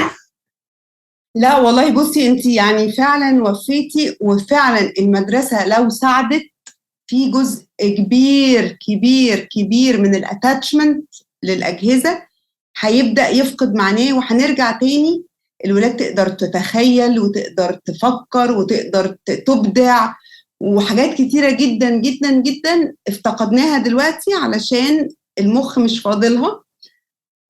فانت هتلاقي اوريدي سيلف ريجوليشن بيحصل during the school day من غير البتاع اللي في ايده دي. بالظبط، انت عندك 8 ساعات لو افترضنا ان دول دوبامين فاست، صيام عن الجرعات والفاير اللي في دماغي ده. ال8 ساعات دول قصادهم 8 ساعات تانيين في النوم. لو كنا ستريكت قوي في حته ان احنا بقى، ما احنا اتكلمنا في حته النوم والتاثير على النوم والكلام ده، فلو كنا ستريكت ان احنا ساعتين قبل النوم ما بنفتحش شاشه. انا عارفه انت هتقولي لي ساعه كفايه، صح؟ يعني لا مش ليتلي مش هقدر اقول لك صح ساعه بس. عارفه انا بقول ساعتين ليه؟ عشان هيبتدي الايه، النيجوشيشنز والمفاوضات. لا وتبدا بقى تاني الكلوك، البيولوجيكال كلوك والريذم بتاع الجسم يدخل في المود الصح، ويدخل ان تبقى فعلا فتره النوم دي للريبير والجروث. احنا ما عندناش وقت للريبير والجروث. النوم كواليتي بتاعته ما تعملش ريبير وجروث. بالظبط. فاحنا البرين عليه ضغط رهيب. لا يعني بلاش كمان نحط الاولاد تحت ضغط ان هم they're not performing, their brain is not able to perform. بالظبط. هو غصب عنه، هو ماسك غصب عنه، ماسك فيه غصب عنه، لان في جرعات هو مخه اتعود عليها هو عايز. فانت ففي ناس ممكن تقولي ايه ده، هو 8 ساعات المدرسه ما فيش، وبعدين في 8 ساعات النوم، وعايزيني ساعتين قبلها كمان، وبعدين هيروح تمرين. احنا لسه عايزين نتكلم في دي، ان احنا ديلي في حركه لازم في حياتنا. ايه ده، امال هيمسكوا امتى؟ ان شاء الله يا رب. ايوه قوليها بليز. يا رب يا رب يحصل انه ما يبقاش عنده وقت. لا انت عارفه انا كمان احدى البراكتيكال تولز قوي ان لو هتمسك سكرين لازم قصادها لعب فيزيكال، او يعني لو انت النهارده هتلعب ساعتين خلاص بلاي ستيشن جيمز وات ايفر، قصاد الساعتين دول انا عايزه ساعتين هنقعد على الارض نلعب ببورد جيمز، سكرابل، مونوبولي، الالعاب بتاعتنا بتاعت البورد جيمز دي، ولعب فيزيكال قصادهم بالظبط. يعني انت عارفه ان بره النهارده بيرنتس بتعمل سايننج ديجيتال اجريمنتس. انا الموضوع ده عاجبني جدا ونفسي ادخله مصر. النهارده البيت كل طفل بيمضي حاجه اسمها ديجيتال اجريمنت بالظبط. والصيغ دي على فكره موجوده اونلاين. احنا هنلعب كذا وهنعمل كذا، اجري للاب والام، اجري للطفل، بنمضي وكل واحد عارف الديجيتال اجريمنت بتاعته عامله ازاي. بالظبط. وكل طفل، ارجوكوا يا جماعه، كل طفل غير التاني. في طفل ممكن مخه يستحمل 10 minutes، في طفل 10 minutes مخه ما يستحملهاش. يعني هي ريلاتيف، وريلاتيف من اخ لاخ، ومش يعني هتقدري تحكوا تعرفيها. يعني مش هقدر اقول ان انا ناصحه واخده بالي قوي ان ابني ده ما بيقعدش. ما دي نقطه تانية برضو خطيره يا مي، يعني انت tolerance level طبعا. وبعدين من سن لسن، ما هو انت الدوبامين سنترز في البرين من السنترز اللي بتبتدي يبقى فيها فلكسبيليتي وبلاستيسيتي عند التين ايج، فيبتدي يبقى هوكت عند التين ايج. فيقول لك ايه، هو 8 9 سنين، لا لا لا، اصل هو بيلعب ساعه وبيزهق على طول ويقوم. ساعه زي 10. هو وانس الدوبامين سنترز في مخه بدات تبقى عندها بلاستيسيتي، عندها مرونه، وبدات تقول يلا انا عايزه حد يحمسني، هتبصي تلاقي الساعه فجاه بقت 5 6 ساعات وانت مش عارفه ايه اللي حصل وحصل ترانزيشن ازاي. فعشان كده انا برضو بخاف من حته اني اقول السكرينز مكافاه، وانا ما ينفعش اقول له يعني دي حتى من الحاجات اللي بنتكلم فيها هنعمل ايه في دخول المدارس. ما بحبش اربطها بالدراسه، صح، واقول عشان دخلنا الدراسه فهنوقف، عشان دخلنا طب الويك اند هيبقى عامل ازاي، فبص الاقي ان ال10 ساعات اللي كانوا ديلي بقوا الويك اند كله. هي اتس ا هيلثي لايف ستايل زي الاكل بالظبط. يعني ما ينفعش ان انا زي اكل، زي حاجه مضره، يعني زي هو حاجه 100% مضره، فما ينفعش تعملها مكافاه. ما كنا بنقول ان احنا ما ينفعش السويتس، واقول طب خلص الاكل وخد الشوكليت. لازم نبقى very cautious about استعمال السويتس مع اولادنا عامل ازاي. احنا كنا بنتكلم بس شوفي اضرار السويتس قصاد اضرار بقى اللي احنا بنتكلم فيه في السكرينز. فاستعمالها كمكافاه خطر. مع كمان حته لما باخرها بقى للويك اند، الفومو بيلعب دور فظيع. fear of missing out. ان مخه، ودي من الحاجات برضو اللي اتكلم عليها نيكولاس كاردارس اللي قلت لك عليه، اللي هو عنده الادكشن سنتر، حته ان الولاد بيجي لهم، فاكره الاو سي دي اللي قلنا ان احنا تشيك تشيك تشيك التليفون كل شويه، بيجي له بقى الاو سي دي في هيئه ثوتس في دماغه، اللعبه بتفضل في دماغه كانه اون ذا جيم، مش هيصبر عليا للويك اند. ولما هيدخل الويك اند شوفي بقى هيفوتوا حاجات عامله ازاي، ففايته قد ايه. فتبتدي تبصي بقى انجر بقى عامل ازاي وحالات عامله ازاي. انتوا فوتوا عليا، انتوا يعني مش عايزه ادخل في تفاصيل دي زي ما قلنا. لا بس دي حقيقي في حلقات الفيديو جيمز بقى تفاصيلها كلها للناس اللي انترستد قوي في الحته. انا هعمل في الشو نوتس هتكون في اللينك بتاع البودكاست بتاعت هبه، علشان هي متعمقه قوي، لان this is her passion وربنا يعينها صراحه في حاجه زي كده. طب بصي ليتس تاتش بسرعه، انا عارفه ان احنا كانت جرعتنا تقيله النهارده على البيرنتس قوي، بس تعالي نفتح حته، لان الاهالي برضو الموضوع ده متخوفه منه جدا ومش عارفه تعمل معاه ايه. البورن سايتس او يعني اي حاجه خارج حدود الادب والدين والاخلاق، نعمل ايه؟ طبعا هو سؤال، انت جيتي بالسؤال الصعب. هو اولا برضو عايزين نعرف ان هم غصب عنهم، هو بيحصل غصب عنك، هو مش بمزاجك. يعني هو ما بيقررش انا هدخل على عشان برضو ما نربطهاش بتربيتنا لاولادنا، وانا مربي ولادي وانا عارف انا عامل ايه. احنا بنشوف disappointed بعدها. احنا بنشوف ادلتس الاوفر يوز اوف سكرينز بيدخلوا لده، وبيبقى سببه زي ما قلنا ليه الاوفر يوز، ان هو هايبر ستيميوليشن، المخ خلاص اتعود على جرعات، عايز جرعات من المحفز اللي بيدي احساس النشوه. خلص كل حاجه على النت، خلاص خلصت، مفيش حاجه جديده، يبتدي وهو بيتفرج على اليوتيوب. وولادنا على فكره للاسف، مع ان اليوتيوب المفروض ان المحتوى بتاعها 13 بلس، ده طبعا انا برضو عندي عليه كويستشن مارك، هو اكتر من 13 بلس، ولكن اطفال اكتر من 50% من الاطفال اقل من 13 بيقعدوا على اليوتيوب. في يوتيوب كيدز نسبه اللي بيتفرجوا عليها 10%. فاليوتيوب وهو بيتفرج على كرتون، وحطي بقى مليون خط تحت كرتون، بيطلع له اعلانات. بتتفرجي على فيديو تعليمي، بتتفرجي على فيديو حاجه، بيطلع لك اعلانات على اليوتيوب. فمجرد بصور كرتونيه غريبه. بالظبط، ضغطه واحده اوت اوف كيوريوزيتي، من فضول الطفل على فكره النبيه الذكي وكل انواع الاطفال، ضغطه واحده دخل، حصل شعور في الدماغ بالسعاده والنشوه. طبعا تين ايجرز اكتر بكتير، بس والله والصغيرين اللي لسه حتى under age of puberty بيحسوا يعني حاجه مش عاديه، حاجه من الاحساس مش عادي. هو بالنسبه له هيبقى حتى مش فاهم ايه الاحساس، هو مش فاهم، بس هو فيه الاحساس موجود. ومجرد لما ضغطتي مره بس، انت الالجوريزمز لقطتك. الالجوريزمز اللي هي الطريقه اللي بيقدروا يتتبعوا بيها مشاهدتك. بالظبط، ميولك واتجاهاتك على المنصات عامل ازاي. بس انت ضغطت، يبقى انا حاجه. وعلى فكره الالجوريزمز دي مصممه بمنتهى الذكاء، انها تقدر تعرف انت قعدتي وقت قد ايه على الحاجه، واتفرجتي عليها كم مره، فيبتدي يغذي الحته دي عندك. ما هو انت طول ما انت قاعده ماسكه شاشه، هما بيعملوا فلوس، سبتي الشاشه نافوره الفلوس وقفت. as simple as that. فده سبب تعلق دخول الولاد في السكه دي، بيجي يا جماعه بمنتهى البساطه لاي طفل، لاي بني ادم، ايا كانت اخلاقه ودين وكل حاجه، من الاوفر يوز، من الاستعمال الزياده. فاحنا بنعمل ايه؟ اهم حاجه ابقى دايما عارفه ولادي بيعملوا ايه. في على فكره كمان ابلكيشنز كتير جدا دلوقتي، ما احنا بنعمل الحاجه ونحط قصادها حاجه بفلوس عشان نوقفها للاسف. ابلكيشنز بتتنزل على الديفايسز، على اللابتوب او التليفون، علشان تعمل بلوك لسايتس معين. ولكن طبعا هو عشان ابقى بصريحه معاكي، ان في كمان ابلكيشنز بتعمل هاك لابلكيشنز البلوك.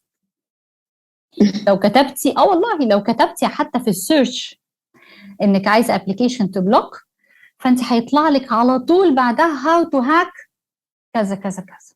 يعني فاحنا بنقول ندخل في حياه ولادنا اكتر شويه، يعني احنا نطلع بره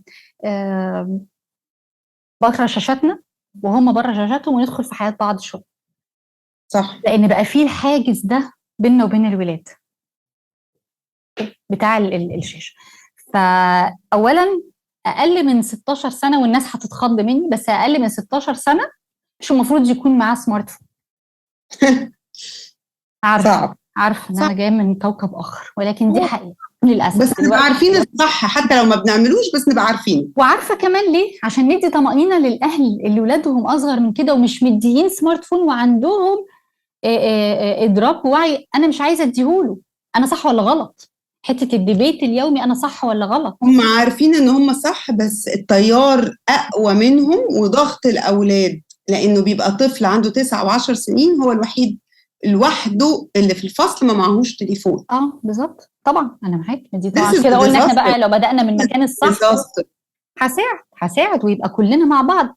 فحته ان احنا نبقى بنتكلم مع اولادنا.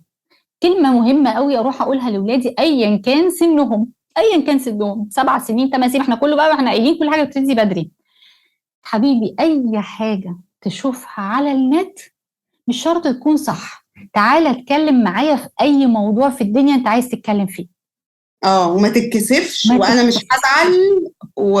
بالظبط. احنا دلوقتي عايشين يا جماعه عالم مفتوح، مش قادرة أقول إمتى السن، يعني زمان كنت من 10-15 سنة أقدر أحدد السن ده تكلمي فيه في المواضيع الفلانية، السن ده في المواضيع الفلانية، بيوبرتي not نتكلم في anymore. سن كذا، سكس نتكلم في سن كذا. لا لا لا، not anymore. دلوقتي بالظبط أي سن ممكن أتكلم معاه في أي موضوع بما يلائم السن، لأنه هو شاف أو عرف ما هو أكتر. لو ما كانش بقى أنا مدية سمارت فون والصحاب اللي على السكرينز في المدرسة بيتكلموا، في التمرين بيتكلموا، وبيشو اوف باللي بيتفرجوا عليه وباللي بيعملوه.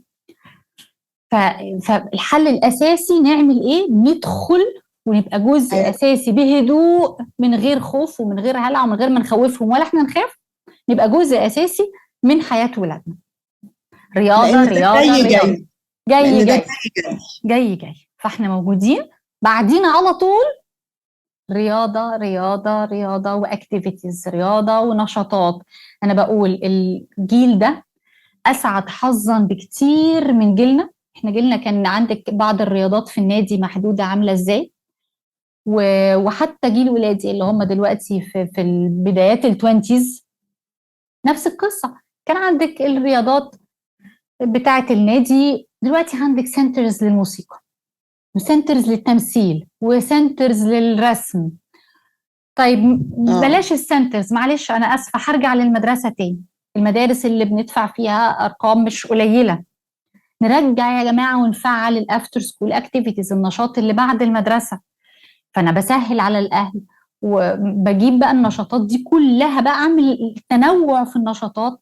قراءة، أنا لو رجعت بس ريدنج كلوبز في المدرسة وبقى في نشاط قراءة في الساعة بعد المدرسة، اللي عايز يلعب رياضة يلاقي الرياضة اللي هو عايزها، ونخفف على الأهل، مش لازم يعني اكسترا برضو يعني فلوس في الحاجات دي برايفت.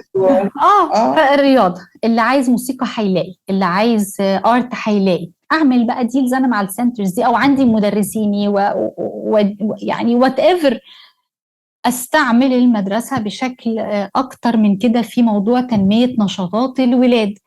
فلما النشاط يبقى متوفر في المدرسة بعد المدرسة، ويا ستي لو حد بقى انتوا حاجة قوي فهيلعب نشاط برضو بعد المدرسة، انا كده انتوا مش متخيلين بالحاجات اللي هي المفروض تبقى بسيطة كده.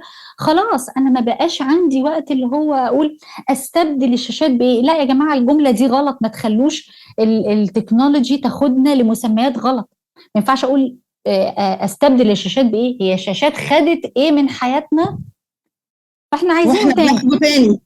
بس كده انا عايزه حقي. عايزه حاجتي، انا عايزه حياتي. هي بمنتهى البساطه كده.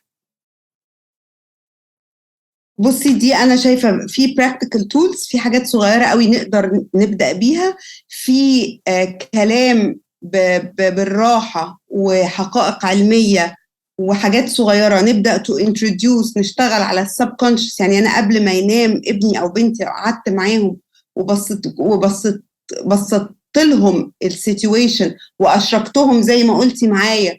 خدوا بالكم، بصوا انتوا اللايت اللي طالع من ده البرين مش بينام. عارفين يعني ايه البرين مش بينام؟ يعني هتصحى الصبح مش قادر تلعب، مش قادر تستمتع. مرة في مرة حتى لو في ريزيستنس، ولازم هيكون في ريزيستنس لان احنا بناخد منهم حاجة بتعمل لهم سعادة. مرة في مرة يسمع الكلام مني، ويسمع الكلام من الاكستندد فاميلي، ويسمع الكلام من المدربين، ويسمع الكلام من المدرسين، ويسمع الكلام من الناس بيحبوهم وبيثق فيهم. لو احنا اللانجوج بتاعتنا اتغيرت، I believe انه السبكونشس والاوتوماتيك بيهيفير بتاعنا اللي احنا الهابتس ان احنا نمسك التليفون طول النهار، I think مع introducing activities و introducing حاجات حلوة كتير، I think ان ده هيساعد التعلق ده يقل، ولو قل بنسبة 5 to 10% احنا اللي كسبانين. انجاز طبعا. طب اي تقليل انجاز. فاكره لما اتعلمنا little things mean more than you can ever think. اي حاجه صغيره حتى مش take it or leave it. يعني هي بلاش الابروتش بتاع كل الولاد بتعمل كده. لو كل مجموعه اهالي صحاب على واتساب اتفقوا يتكلموا مع اولادهم كل يوم الجروب الماميز الشهير اللي دمر مصر اتفقوا يتكلموا كل يوم 5 minutes قبل النوم مع أولادهم بطريقة من غير ما يكونوا بيدايركتهم على حاجة ككلام. فالطفل التاني يروح تاني يوم وهم مع بعض، ايه ده انا ماما قالت لي كده، وانا كمان ماما قالت لي كده، وانا بابا قال لي كده، وانا عمتي قالت لي كده، وانا خالتي قالت لي كده. وبدأنا يبقى في زي ما بتقولي كده الوعي الجمعي. بالظبط. هنفرق طبعا. عارفه لو انت جايلك في البيت صحاب ابنك، بلاي ديت بالظبط، يعني جاي عازماهم عندي بعد المدرسه، خدتهم يوم الخميس 4-5 واتفقت انا والامهات ان الديفايسز في البيت كله سايب تليفونه في البيت، وجبت انا بس في البيت حاجات بسيطه جدا جدا، مش عايزه اعمل مهرجان. ولاد داخلين عندك هتلميهم في بوكس كده، تلمي الحاجات في بوكس ياخدوهم هم ماشيين، تلمي التليفونات في البوكس. لا انا ليه بقول لك على بالاتفاق؟ عشان ابقى البيوت التانية مساعده معايا يا مي، عشان ما ابقاش انا الام الشريره. ما هو انا النهارده عندي الولاد متجمعين، الخميس الجاي عند مامة اكس، الخميس اللي بعده عند مامة واي، واحنا ال4-5 بيوت دول متفقين على نفس الثيم، ان احنا ولادنا مش هنبعتهم بالتليفونات، اللي عايز يطمن على ابنه يكلمني في التليفون انا موجوده في البيت، انا معاهم. ما انت ابنك مثلا صغير، السن الصغير، فهنتفق على ده بمنتهى البساطه كده. هيجوا هيعيشوا حياه، صدقيني فعلا هم الولاد هيطلعوا يحكوا ويتحاكوا على الذكرى اللي هم عملوها. طبعا الولاد دلوقتي بتقعد مع بعض في الخروج يا ماي، كل واحد ماسك التليفون بيلعبوا بعض جيمز وهم قاعدين مع بعض. احنا مره كنا في مكان كده وحد راح قايل لمجموعه شباب كده، طب انتوا نزلتوا ليه؟ يعني ما دام كل واحد ماسك التليفون، وكانوا شباب على فكره، انت بتتكلمي في 20 و 23 years old، كلهم قاعدين كل واحد لوحده منفصل تماما. طب يا جماعه انتوا نزلتوا ليه؟ ما دام انتوا ما بتتكلموش. راجل كبير كده وعجبني جدا يعني، برافو عليه. وده والولاد بصوا لبعض كده، ايه ده اللي هو ايه ده، احنا فعلا احنا نزلنا ليه؟ كله ساب التليفون، بعدها ما بطلوش ضحك. بالظبط. وتلاقي الفقرات اللي قبل كده حتى لو فيها ضحك يبقى فيك. باك تو نورمال يا جماعه، اعملوا ميموريز. احنا الشاشات دي حتى بتخلينا مش عارفين نستمتع ببعض. يعني لو احنا عملنا حته الكنترول في مواعيد، فاكره ما قلنا ال4 مواعيد في اليوم، اللي هو مش الولاد مش هيبقى فيه اكسس للسكرينز فيهم، اللي هي قبل النوم الصبح قبل ما نروح المدرسه احنا مع بعض وبنحضر اللانش بوكس ولا وات ايفر، وبنفطر وبنعمل الصبح بدري. مفيش بالليل قبل النوم بساعه زي ما انت قلتي. مفيش تليفون جنبه ولا اي ديفايس جنبه وهو بيذاكر، هو قدامه الديفايس بتاع المذاكره لو مضطرين. وبرضو بطلب من المدارس من فضلكم نقلل حجم الديبندنس على المذاكره من السكرين. ما بقاش فيه كتب يا هبه، ما بقاش فيه كتب. ما انت كده هتدخليني في حاجه تانية، ما اعتقدش وقتك هيسمح ليها، حته فرق المذاكره والقرايه من السكرين فيرسز الكتب. يعني احنا ممكن نبقى نحط بعد كده حاجات والناس تتابعنا وتقرا، لان فرق شاسع ما بين القراءه والمذاكره. كل الاكسبيرمنتس اللي اتعملت اثبتت ان القراءه والمذاكره من الكتب تؤدي الى نتائج افضل. الاسباب العلميه اللي وراها مليون سبب. ده قولا واحدا يعني، ده مش محتاج بقى، مش محتاج انا فور مي يعني، انا مش محتاجه ريسيرش يقول لي كده. ما في ناس، ما هي المدارس هتقول لك ما هنا الكتب وهي خلاص بقت كده، والبيئه والمش عارفه ايه والبرينتنج والكلام ده، ولكن المخ الكلام اللي هو ظاهره رحمه وباطنه العذاب. بالظبط.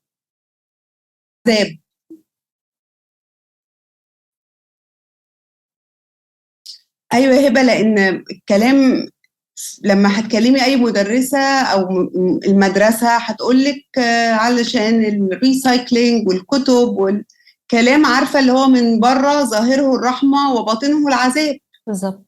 عدم وجود الكتاب ده في ايد الطفل، يعني they are missing on a lot of things.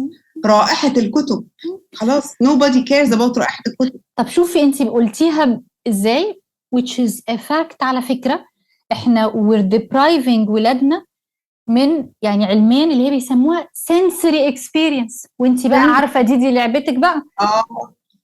فانت شوفي كام سنس والسنسوري انتجريشن انت مدخله حستين بس. ده لو كمان هو بيسمع صوت، لكن انت لو بيقرا انت مشغله حاسه واحده على حساب باقي الحواس اللي مش انفولد في الليرنينج. وطول النهار قاعدين نعمل ليبلنج للولاد، ليبلنج للولاد، ليبلنج للولاد، واحنا اصلا مش مدينهم المثيرات اللي تشغل الحواس دي. بالظبط بالظبط. ده يعني يطول الكلام فيه ده بقى، فاهمه؟ طبعا دخلتي بقى على حته بقى تانية برضو، انت كنت عارفه ان انت كنت عايزه تقوليها ولكنها مخيفه، حته الالكترومagnetic ويفز والالكترومagnetic فيلد والراديشنز اللي طالعه من الاجهزه اللي مع اولاد. دي كارثه، كارثه للام من ساعه ما تحمل. ولك ان تتخيلي البنات اللي النهارده ماسكين التليفون من سن 6 و7 و8، دول لما هيحملوا هيبقى الوضع عامل ازاي؟ طبعا للاسف. يعني مع معلومه صغيره جدا، WHO طبعا اظن ان احنا الفتره اللي فاتت هرينا WHO وCDC WHO وCDC مع تحفظاتنا على حاجات، ولكن WHO في 2011، بصي بقى انا بتكلم في تاريخ قديم ازاي، 2011 تم ادراج الاشعاعات المنبعثه من التليفون تحت مسببات السرطان، سرطان المخ. زيها الجينيتك كودز طبعا، زيها زي مين؟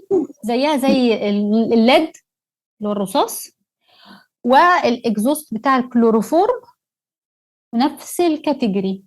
الهيفي ميتالز اللي احنا بنقول انها في مخ الطفل المتوحد والطفل اللي عنده نيورو ديفلوبمنتال ديس اوردرز. الهيفي ميتالز يا جماعه، الاي ام افس لا تقل خطوره عن الهيفي ميتالز في مخ الاطفال.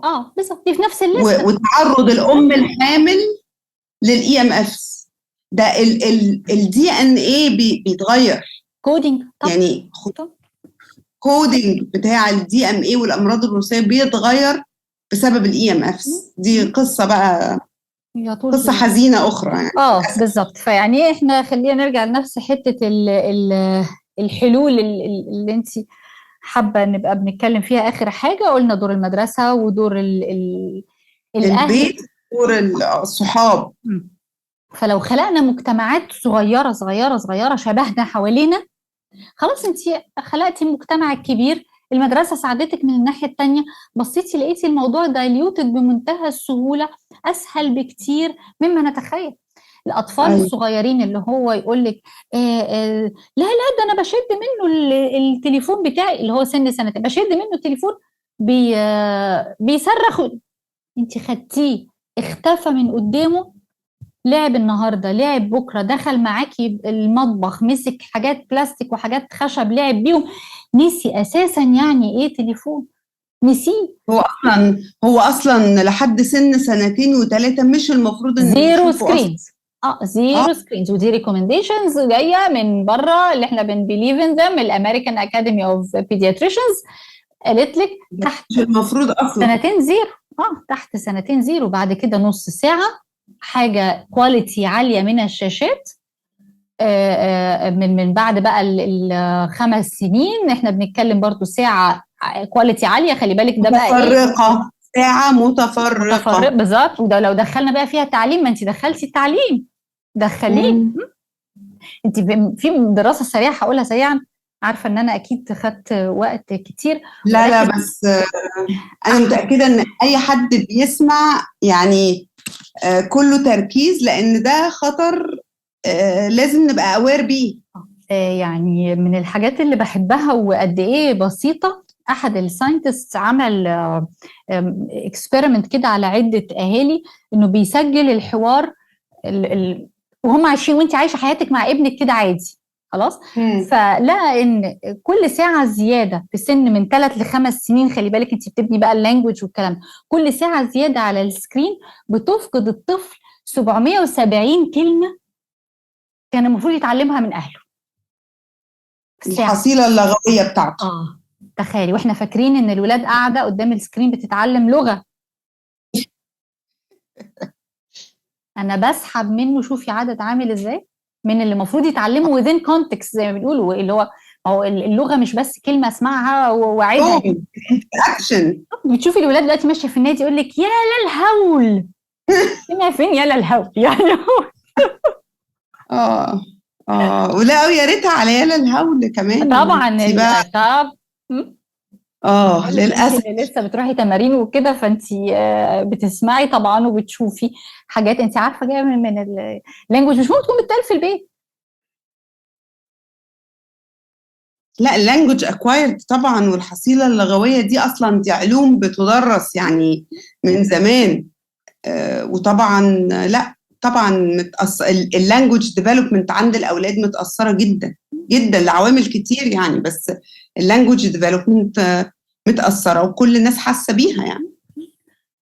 فمش عايزه الوم على الولاد، مش عايزه الوم التاخير الدراسي عامل ازاي، لان زي ما بقول لك حتى المذاكره من على السكرينز السكورز بتبقى اقل، ويعني دي زي ما بقول لك اتعملت والانفورميشن ريتنشن بالظبط.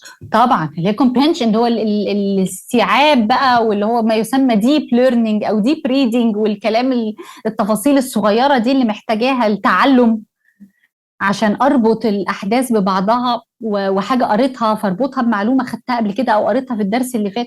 كل ده مش هيحصل وهو قاعد على السكرين. بتلاقي دلوقتي كمان ظاهره طب اقعدي جنبي وانا بذاكر. انت متخيله ظاهره عند ولاد كمان اكبر من مش اطفال، يعني في سن ال 13 14. اقعدي الولاد اللي عندها يا حبايبي عندها احساس بالمسؤوليه بتاع سنها، بصي تلاقي هم حاسين باللي حاصل مش عارفين يعملوا ايه. فيعني some of the parents تقول لي تعالي اقعدي جنبي وانا بذاكر عشان تنبهيني لو حصل لي distraction. ده كمان ده دول اللي عندهم سيلف اويرنس، ويعني مش عارفين يعملوا ايه. بس فانا بمسك بقى في دول اقول لهم بس هايل، تعالى بقى نشوف انت عندك ده من ايه، ونبتدي بقى نتكلم ونفكر ونعمل ونبتدي نحط تولز. طبعا the good news زي ما انت قلتي انها it's never too late. بالظبط الحمد لله. وعشان نرفع الضغط على البيرنتس، المدرسه لها دور، ويا ريت البيرنتس تبدا تتكلم مع المدارس، والبيرنتس مع بعضهم لهم دور برضو، و things can get better in no time. بس نحط النيه ونبدا. حقيقي الشهر انا عارفه انت مش بتحبي اللي هو تماما الكومبليت ريسيتنج ان انا الغي خالص سكرينز، ولكن لو قلنا شهرين متواصل ستراكشر زي اللي شرحناه وادينا له اكزامبل كامل الحياه الطبيعيه العاديه، هنشوف حاجه تانية خالص. ايوه it's very soon، يعني النتائج هتبقى حلوه قوي واضحه لاي حد in no time، فالناس يمكن كمان تتحمس والموضوع to be spread. بالظبط.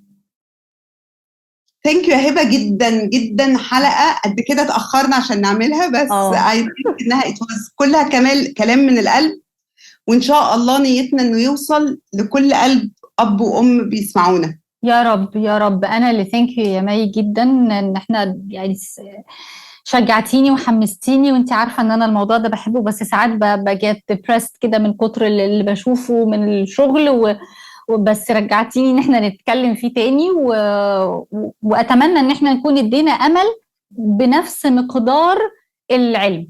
اتمنى ان شاء الله يعني. ان شاء الله ان شاء الله. ثانك يو سو ماتش. ولو في اي حاجه احنا ممكن نعمل لايف كمان مع بعض انا وانتي نرد على اي اسئله هتجيلنا. يا ريت شوفي الكويستشنز اللي هتجيلك، وممكن طبعا نرد على اكيد لان انا عارفه ان خلي بالك طبعا في ريزيستنس هتيجي من الولاد، في اهل هم نفسهم ممكن لسه مش مقتنعين، فما عندناش مانع خالص ان احنا نرجع ونرد بعد ما يسمعونا هنا ويسمعوا هنا ويسمعوا كل حاجه، ويبعتوا لك الاسئله طب احنا جاهزين في اي وقت. احنا مش غلاسه يعني احنا مش بنقول الكلام عايزين نغلس، احنا عايزين نتحرك كلنا بقى مع بعض زي ما قلنا ما يفوتناش الطريق. وال1% improvement احسن من لا شيء يعني.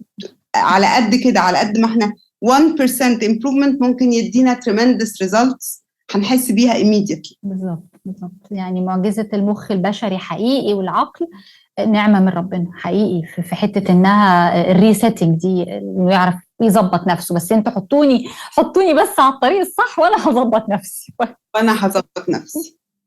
Thank you so much. وان شاء الله نتقابل تاني ان شاء الله، ويا رب الناس كلها تكون استمتعت مع الإحساس بالأمل في بكرة إن شاء الله هيبقى أحسن. ان شاء الله ان شاء إن الله. شاء ميرسي الله. يا مي، ميرسي يا Thank حبيبتي. you so much. ميرسي.